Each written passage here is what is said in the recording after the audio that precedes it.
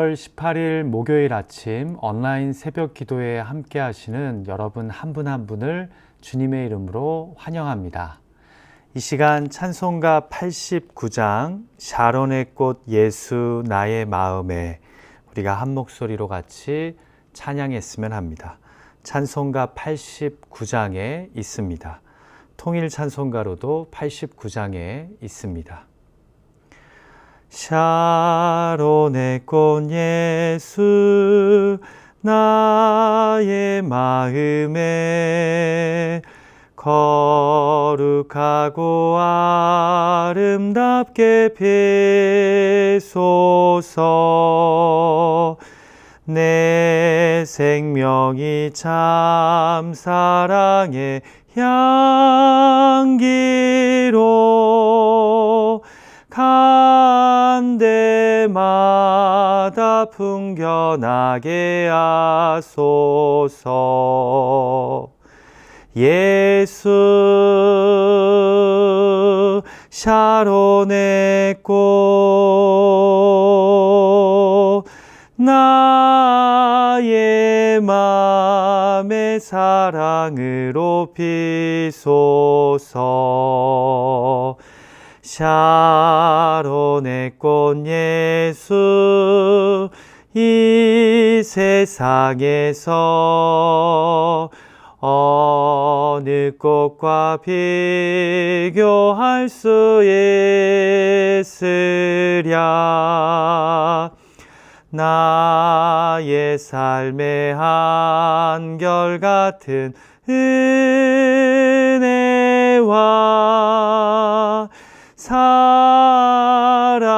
사랑으로 가득하게 하소서.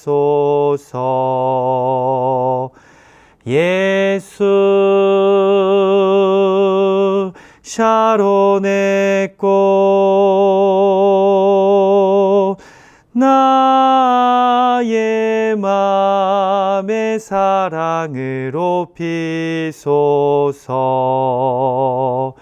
샤론의 꽃 예수 모든 질병을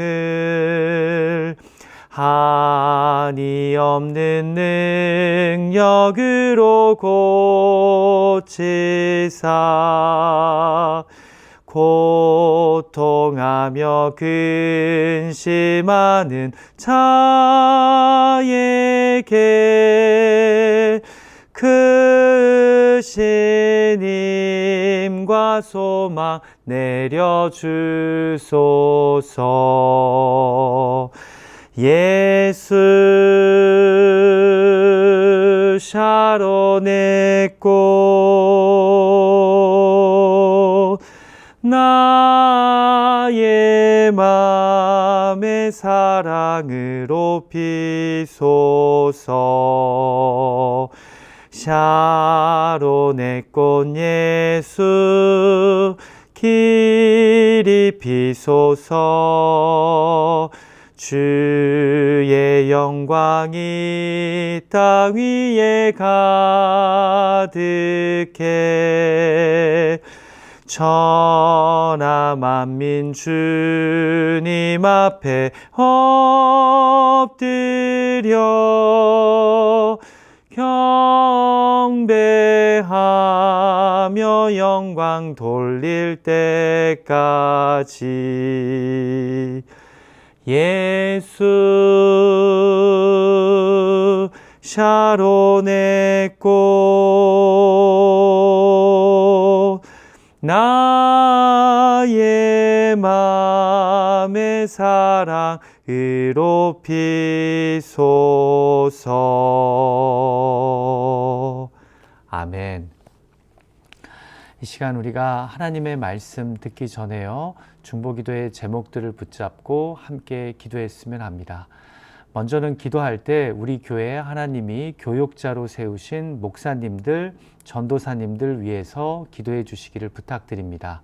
성령 충만한 교육자들, 또 주가 공급하시는 힘으로 사역을 지혜롭고 덕스럽게 감당하는 우리 교육자들 되게 해달라고, 또 그 가족을 위해서 기도해 주시면 감사하겠습니다.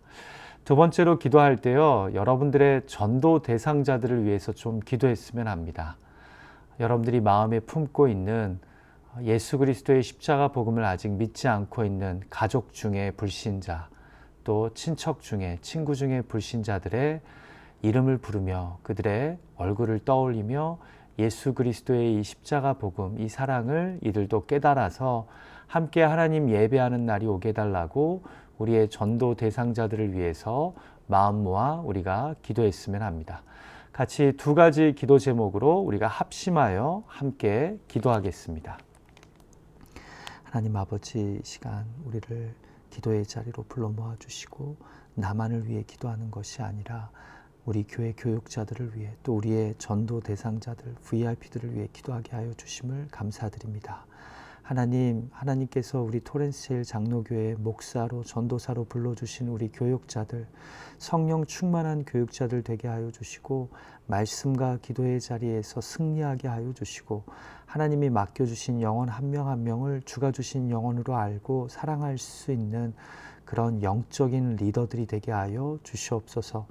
코비드-19의 상황 속에서도 영혼을 향한 기도와 사랑을 쉬이 내려놓지 않는 끈질긴 목회자들 되게 하여 주시고 무엇보다도 주가 공급하시는 힘으로 지혜로 사역하는 목회자들 되게 하여 주시옵소서.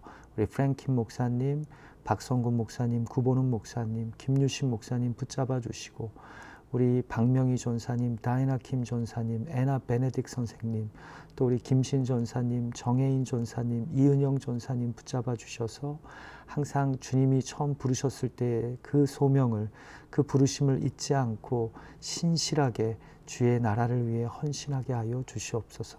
우리 목회자들의 가족을 붙잡아 주시고 그의 나라와 의를 구할 때마다 보호하시고 공급하시고 채우시는 은혜가 가정마다 있게 하여 주시옵소서. 하나님, 우리의 전도 대상자들을 위해 기도하기 원합니다. 아버지 하나님, 믿지 않는 영혼들, 우리 가족 중에 믿지 않는 배우자, 부모님, 자녀를 위해 기도합니다. 우리의 친한 벗 중에 한때 함께 신앙생활했다가 상처받고 신앙을 떠난 자들을 위해 기도합니다. 하나님 아버지, 이 시간 간절히 기도하오니 주께서 증인들의 공동체 되라고 우리를 부르셨는데 우리가 항상 우리 마음에 전도 대상자들을 마음에 품고 기도하며 의탁하며 주의 역사하시는 구원의 은혜를 간구할 수 있는 우리가 되게 하여 주시옵소서. 기도할 수 있는 한 포기하지 말게 하여 주시고 영혼을 향하신 주님의 마음을 품고 그리스도의 그 구원의 복음을 나눌 수 있는, 전할 수 있는 우리가 되게 하여 주시옵소서. 하나님 함께하여 주시옵소서. 이 시간 역사하여 주시옵소서. 살아계시고 지금도 역사하신 하나님 아버지, 이 아침 우리들을 깨워주시고 각자의 자리에서 새벽 기도회에 참여하게 하여 주심을 감사드립니다.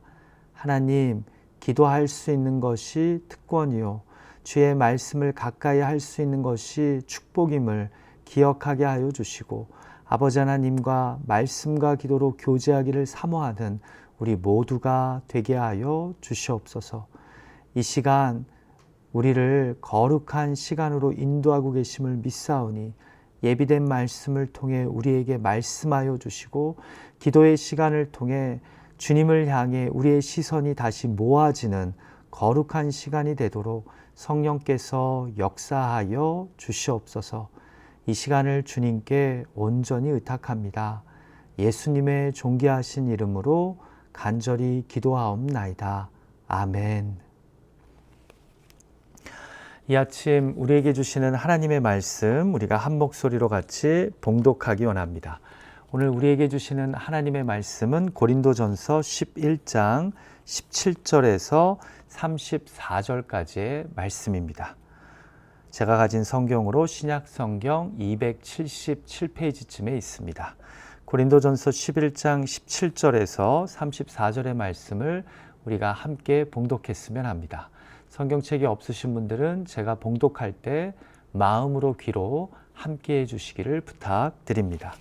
이 아침 우리를 향하신 하나님의 말씀입니다.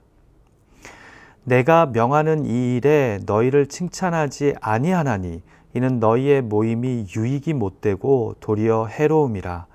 먼저 너희가 교회에 모일 때에 너희 중에 분쟁이 있다함을 듣고 어느 정도 믿거니와 너희 중에 파당이 있어야 너희 중에 옳다 인정함을 받은 자들이 나타나게 되리라. 그런즉 너희가 함께 모여서 주의 만찬을 먹을 수 없으니 이는 먹을 때에 각각 자기의 만찬을 먼저 갖다 먹으므로 어떤 사람은 시장하고 어떤 사람은 취함이라. 너희가 먹고 마실 집이 없느냐? 너희가 하나님의 교회를 업신여기고 빈궁한 자들을 부끄럽게 하느냐?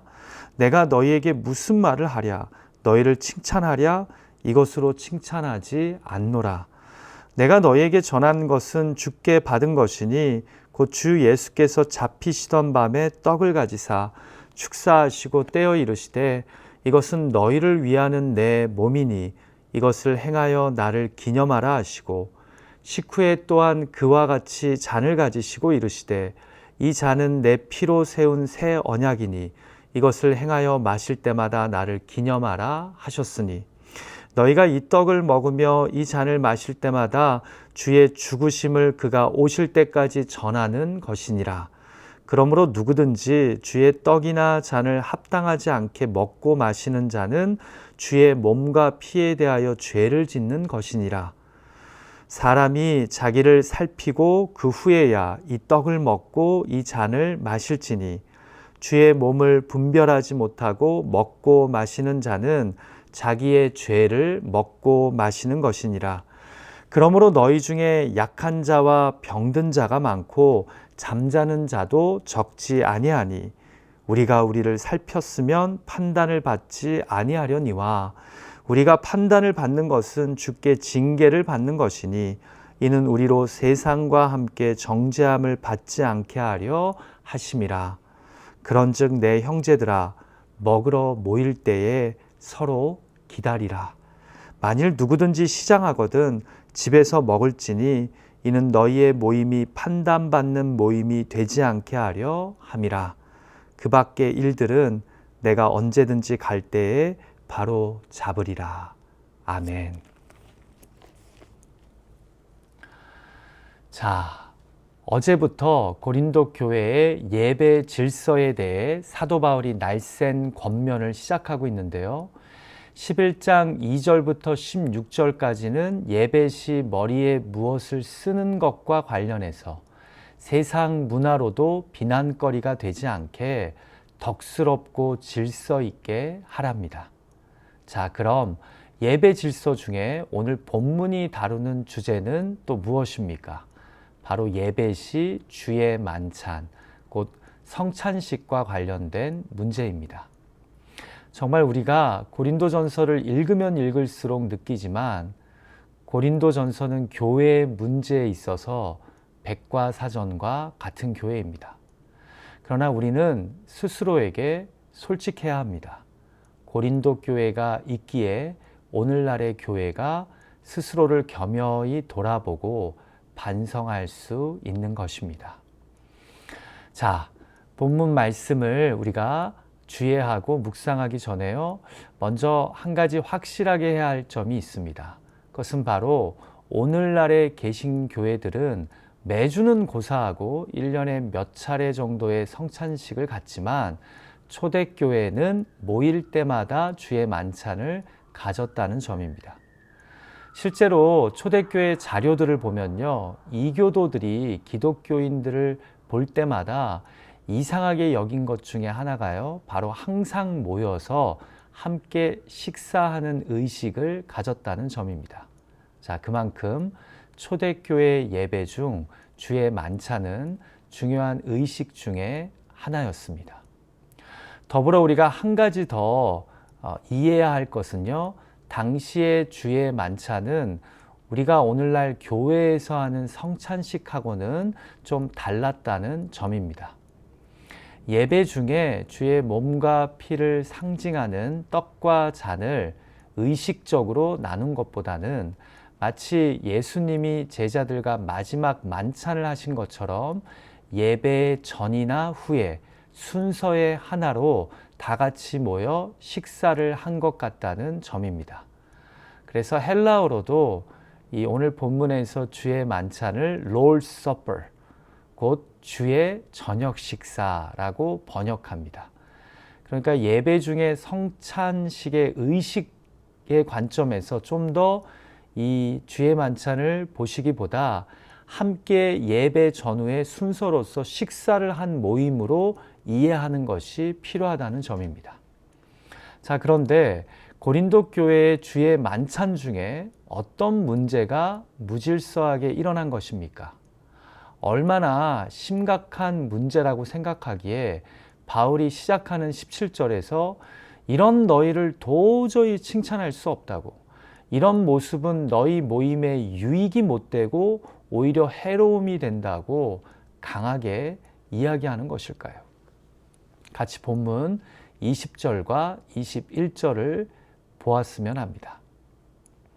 그런즉 너희가 함께 모여서 주의 만찬을 먹을 수 없으니 이는 먹을 때에 각각 자기의 만찬을 먼저 갖다 먹으므로 어떤 사람은 시장하고 어떤 사람은 취함이라. 자, 여러분 동의하실지 모르겠지만 우리 인간이요, 의외로 밥자리, 밥 시간 관련해서 되게 잘 삐질 수 있다는 것 인정하시나요? 나 빼놓고 밥을 먹거나 왔더니만 다들 먹고 내가 먹을 것만 없을 때 우리는 쉽게 마음이 상할 수 있습니다. 자, 그런데 고린도 교회의 주의 만찬의 문제는 첫째, 원래 다 함께 먹어야 하는데 함께 먹지 않았고, 두 번째, 먼저 먹은 자들로 인해 어떤 사람은 배불리 먹고 취하지만 누구는 먹을 것이 없어 시장해진 것입니다. 자, 주의 만찬이라고 이름 붙여놓고 왜 이런 말도 안 되는 무질서한 일이 예배 시 일어난 것일까요? 앞선 18절과 19절이 우리에게 힌트를 줍니다. 이들 안에 파당이 있어서 같은 그룹끼리 따로 먹거나 먼저 다 먹어버리는 일이 벌어진 것입니다. 놀랍지 않습니까? 정말 고린도 교회는 대단한 교회입니다. 자, 이 파당은 도대체 어디에서 나온 파당일까요? 앞선 1장에서 4장에 기록된 바울파, 아볼로파의 파당일 수도 있지만 성경학자들은 이 파당이 아마도 교회 내에 물질적으로 넉넉하고 부유한 그룹과 가난한 그룹의 파당이었을 것으로 추측합니다. 왜냐하면 21절에서 각각 자기의 만찬을 먼저 갖다 먹었다고 기록하기 때문입니다. 한마디로 각각 자기들이 준비한 만찬을 가지고 자기들끼리 먹었다는 말입니다. 22절에서도 바울이 너희가 먹고 마실 집이 없어서 교회에 와서 이렇게 가난한 자들을 부끄럽게 하느냐고 책망한 것을 볼 때 빈부의 차이에서 온 파당이었던 것 같습니다. 근데 문제는 무엇입니까? 서로를 돌아보지 않고 자기 그룹만 생각한 것입니다. 그러니 22절에서 내가 도저히 이런 너희를 잘했다 칭찬할 수 없다고 말하는 것입니다. 사랑하는 기도자 여러분, 만약에 어떤 교회가 예배에 참여하는 자들을 그 가진 신분과 소유로 인해 부끄럽게 만든다면 죄송하지만 그곳은 예수 그리스도의 교회가 아닙니다. 교회 모임의 유일한 참석 자격은 소유도 신분도 아닌 예수 그리스도를 믿는 믿음이기 때문입니다. 그가 나를 위해 죽으시고 부활하심을 믿는 자들이라면 부자나 가난한 자나 자유인이나 종이나 다 예배에 참여할 수 있습니다. 그런데 교회 안에서 넉넉한 부자는 부자들끼리, 자유인은 자유인끼리 모여서 주의 만찬을 가진다고 한번 상상해 보십시오. 그러면서 가난한 성도, 종인 성도들을 전혀 배려하지 않는다고 생각해 봅시다. 여러분, 이게 교회입니까? 지금 바울의 심정이 딱 그런 것입니다. 어떻게 차별이 없는 복음을 믿는 너희가 교회에서 다른 것도 아닌 주의 만찬을 나누면서 자신들이 각자 준비한 것을 끼리끼리 먼저 먹을 수 있냐는 것입니다. 결국 주의 만찬을 통해 드러난 이런 어린아이 신앙의 공동체는 주의 만찬의 정신과 의미를 통해 깨우쳐 주는 것이 옳겠죠. 그래서 첫 번째로 바울은 주의 만찬은 우리 구주 예수 그리스도께서 우리를 위해 찢기신 몸과 피를 기념하라고 명하신 식사임을 상기시킵니다. 같이 본문 24절과 25절을 읽을까요?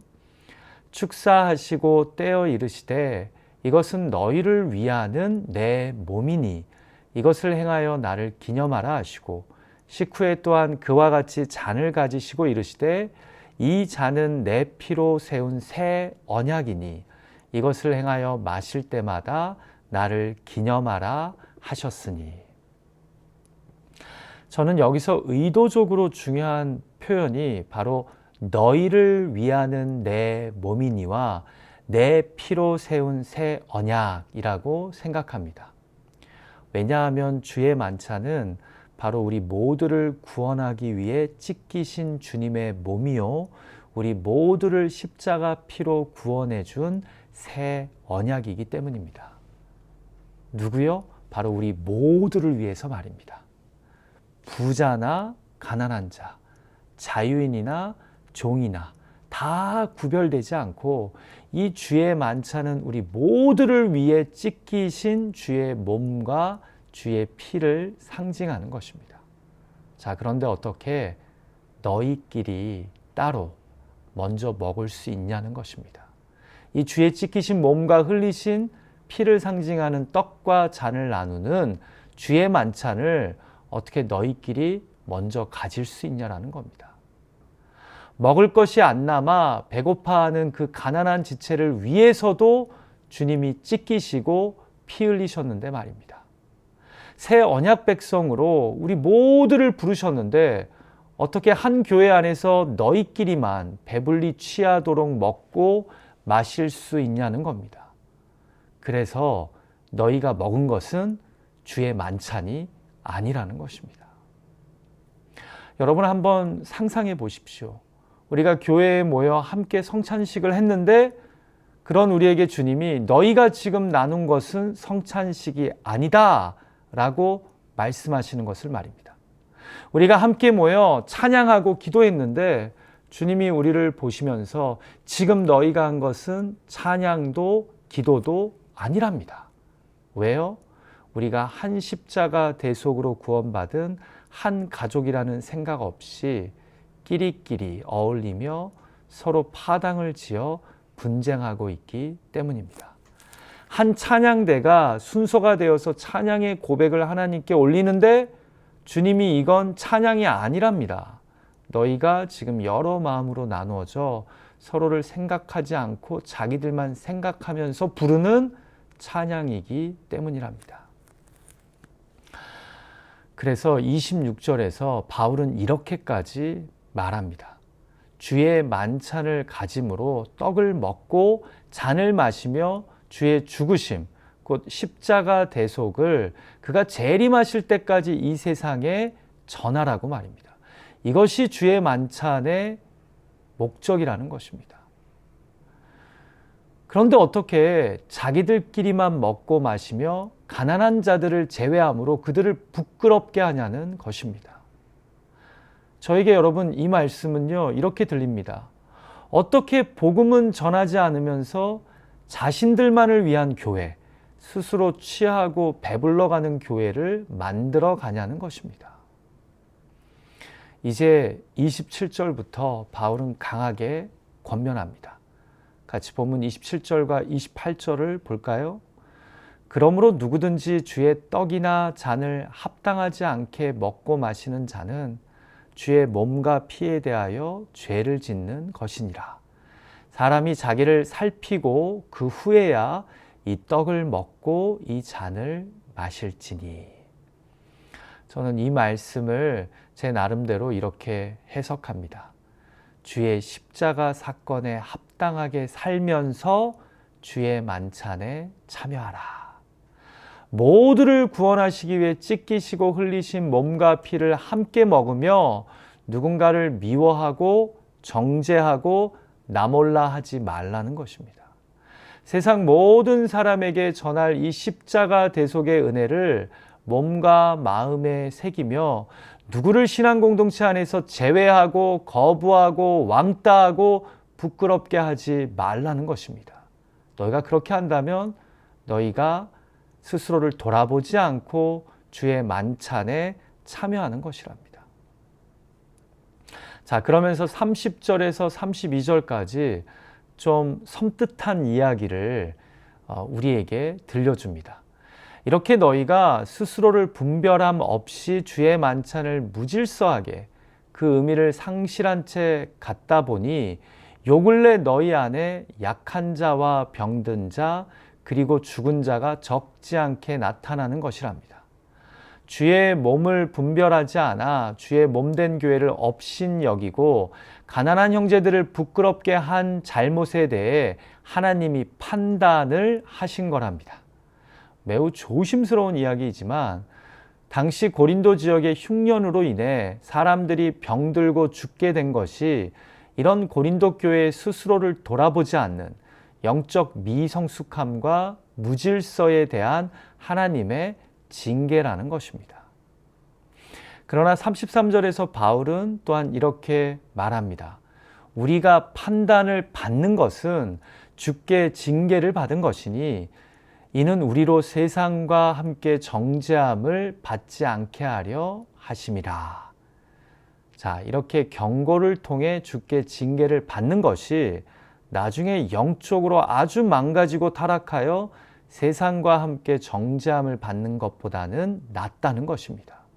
그러니 이것을 경고로, 징계로 받아들이고 영적으로 깨어서 다시는 이런 무질서한 주의 만찬을 갖지 말라는 것입니다. 여러분, 성도라고 예수 그리스도의 교회라고 주님의 판단을 받는 경고나 징계가 안 찾아오는 것이 아닙니다. 아니, 오히려 주의 성도요, 주의 몸된 교회라면 이런 판단과 징계를 받는 것을 통해 오히려 자기 신앙의 유익으로 이것을 취할 수 있어야 합니다. 그래야 다시 정신을 차리고 영적 순결과 거룩함을 회복할 수 있기 때문입니다. 개인도 마찬가지입니다. 하나님이 어떻게 나를 이렇게 징계하시냐가 아니라 그 징계를 통해 영적으로 다시 정신을 차릴 수 있다면, 예배가 회복될 수 있다면, 그래서 세상과 함께 정죄함을 받는 나락에 빠지지 않을 수 있다면 그것은 오히려 기회요, 축복입니다. 자, 이제 바울은 무질서하고 미성숙하기 그지없는 고린도 교회의 주의 만찬에 대해 이렇게 최종적으로 권면하며 마무리합니다. 그런즉 내 형제들아, 먹으러 모일 때마다 서로 기다리라. 만일 누구든지 시장하거든 집에서 먹을지니 이는 너희의 모임이 판단받는 모임이 되지 않게 하려 함이라. 그 밖의 일들은 내가 언제든지 갈 때에 바로 잡으리라. 제발 주의 만찬의 의미를 생각하며 서로를 기다려 주랍니다. 그리고 정 시장하면 집에서 먹고 와서 예배와 주의 만찬에 의미 있게 거룩하게 참여하랍니다. 여러분, 고린도 교회의 문제도 참 끝이 없지만 바울의 돌봄과 권면도 포기하지 않고 계속되는 것을 보게 됩니다. 주님이 나와 우리 교회를 쉬 포기하지 않으시는 것처럼 말입니다. 같이 기도하죠. 하나님, 오늘 고린도 교회의 예배 중에 주의 만찬에 있어 질서가 없음을 가르치며 고린도 교회 교인들을 깨우치는 주의 말씀을 듣게 하여 주심을 감사드립니다. 하나님 아버지, 우리도 예배에 참여하면서 때로는 그 의미와 목적을 잃어버리고 잘못된 마음가짐과 자세로 예배할 때는 없습니까?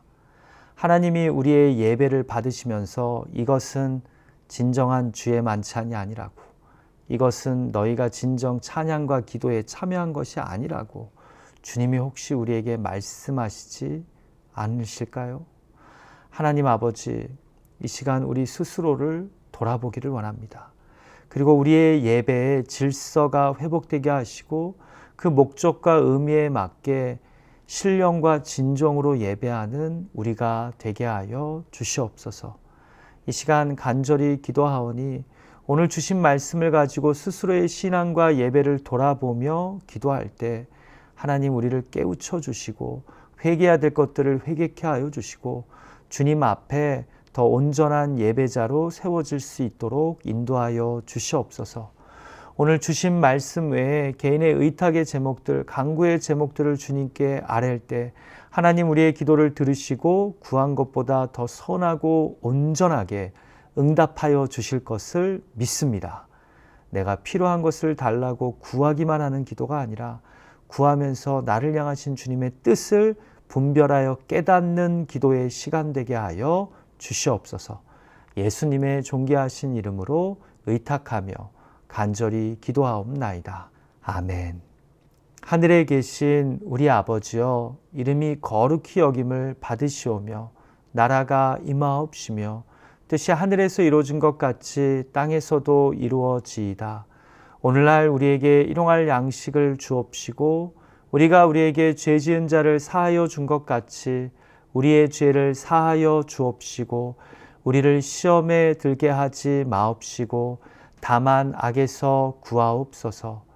대개 나라와 권세와 영광이 아버지께 영원히 있사옵나이다. 아멘.